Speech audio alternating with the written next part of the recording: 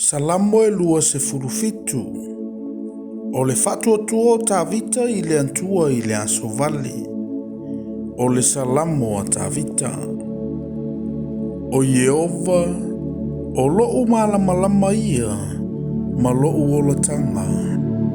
O ai ea se o te fefe ai.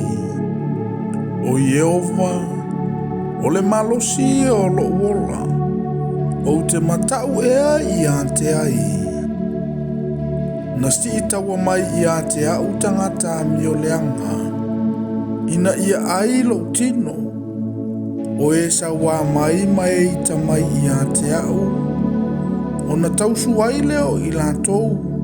Ma lātou pā uu.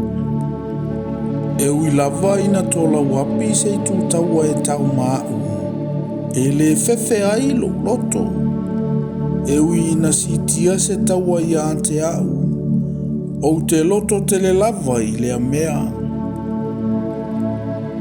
E tasi le mea ua o wole antu ai I a Yehova. O le mea lava lea o te sa ili antu ai. Ia o nofo I le fale o Yehova ia so uma o lo wola. Ina ia o wilo antu ai le matango fio Yehova. Ma o sa ili lo na malu malu. Auana te whaalilo I ante au I lo na whale apitanga I le aso vale. Na te nātia au I le mea lilo I lo na whale whetā whai.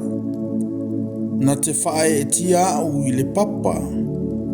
O le nei, e whae a ina lo ulu I lunga o e waita mai I ante au. O e si o I ante au. O te o si ai taulanga I lo na whale whetā whai ma le alanga fia fia. O te pese ma o whai pesenga I a Yehova. Yehova ia e whaafafonga mai I lo leo. O te wala au. Ia e alofa mai.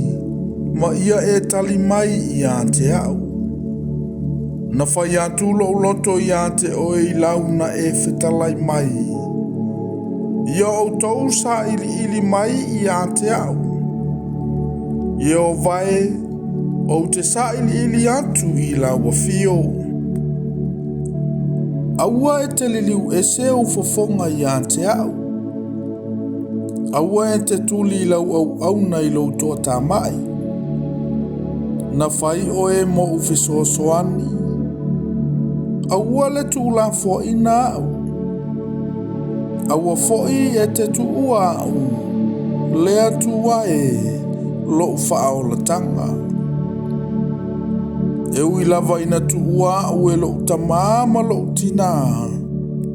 Ai talia au e Yehova. Yehova ia e o mai I ante au I lo wala. Mataitai I ante au I le ala lau le lei. Ona o e ita mai I ante au. Aua e te tuina au I le mana o e sawa mai I ante au. Aua walanga mai I ante au. O e moli mau pepelo. Malato tau talatala I le whasa wā. Ana ou le whātua o te iloa le anga le leo Yehova I le nuu o tangata ola. Po ua o whaavaivai lava. Ina whaatalitali atu ia I a Yehova. Ina loto te le ia. E whaamalosia foi e ia lo loto. Ina whaatalitali lava ia I a Yehova.